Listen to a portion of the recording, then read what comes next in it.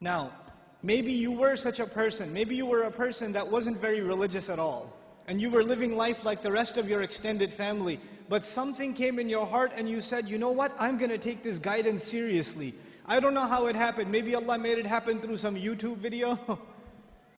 Or it happened through some khutbah you heard, or a friend, or however it happened. But you decided to make a change for the better in your life. And when you start changing the behavior in your life, the first people to see a change in you will be your own family. They will notice it. They will notice that you're not the same anymore. You don't talk the same, you don't act the same, you don't go to the same places, you don't even have the same friends anymore. And this necessarily happens. When you take a turn towards Islam, necessarily you start losing friends. Because your old friends used to do pretty bad things and now you can't do those things with them anymore, so you suffer a loss of friends. And at the same time, your family starts saying, you're acting a little too weird. And for the young man, the family might even say, what's that thing on your face? You forgot to shave? What happened to you? And the girl starts wearing hijab and the family might even be in shock. And this is a Muslim family, mind you. They'll say, take that thing off your head. You're going to go out to the wedding looking like that? I can't sit in the car with you like that. What do you think we are? All of a sudden, you're the Islamic role model? Who died and made you Shaykh? That all of a sudden we should be looking up to you. Remember what you were like last year, man? You were the party animal. Now you're going to go make salah? Yeah, seriously, please. We know what you're really like. In other words, not only have you lost your friends, from your family you get the nastiest kinds of sarcasm and criticism. All the time, all the time. Every chance they get, they say something to you. They say something about your beard. They say something about your habits of making salah. They say something about you going to the ICNA convention. They say something about putting your children in Islamic school. They say something about sending your children to Sunday school, or you getting up for Fajr or Isha and going to the masjid. They'll have some comments for you, and those comments hurt. They burn pretty good. This happens to young men in the audience, where their parents start telling them to stop hanging out with their other Muslim friends. Don't go to the masjid, don't waste your time. I wallahi myself know of stories where the father found out that in between classes, the son used to, because his classes were 3-4 hours apart, in between classes he used to go to the masjid to pray dhuhr and just study at the masjid. Instead of studying at the library where there's plenty of things to look at, might as well go make salah and pray in the masjid. I'll be safer that way. Dad finds out. You're becoming an extremist, son. And what is the extremism in the eye of the father? That the boy is making salah in the masjid. That's extremism for him. Subhanallah. Muslims themselves, you think non-Muslims are averse to Islam? Have you seen what Muslim families are doing to their own? What parents are doing to their children? I know of cases myself where parents said, we will not pay your college tuition. We will not look for a wedding made for you until you take that hijab off. We will not do it. We do not accept you as our daughter until you take that thing off. We will not show our face in public with you. You can't go with us anywhere. This is the mother telling. And you know what they'll say? What's amazing about that? They'll make you feel bad about yourself. They'll tell you, what kind of daughter are you?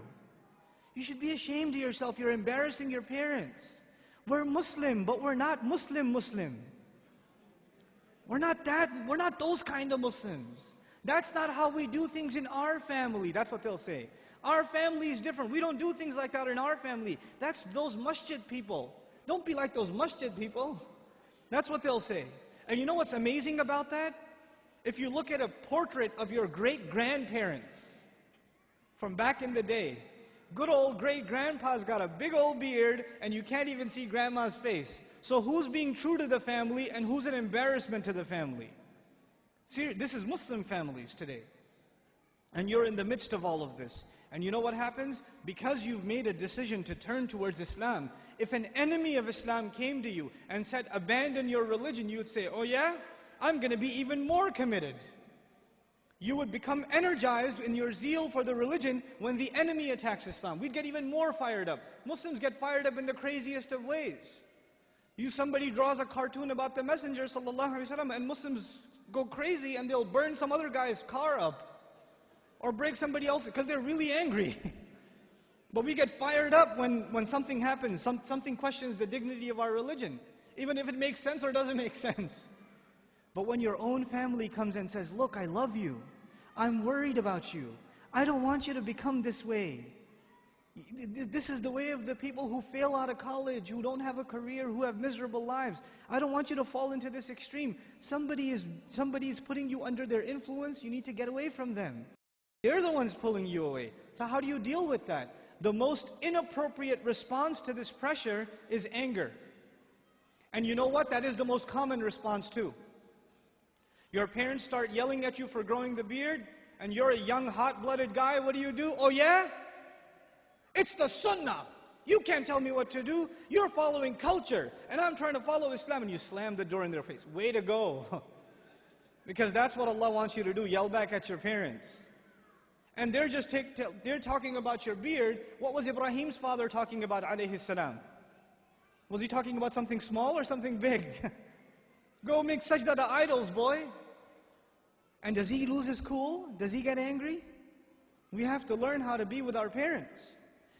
Even when they call you away from deen, it doesn't matter if they're Muslim or not. وَإِن جَاهَدَاكَ عَلَىٰ أَن تُشْرِكَ بِمَا لَيْسَ لَكَ بِهِ عِلْمٍ فَلَا تُطِعْهُمَا وَصَاحِبْهُمَا فِي الدُّنْيَا مَعْرُوفًا. Allah Azza wa Jal tells us, if they struggle against you to make you follow what they themselves have no knowledge of, don't obey them, while at the same time accompanying them in the most dignified fashion. Obeying them is separate, respecting them is separate.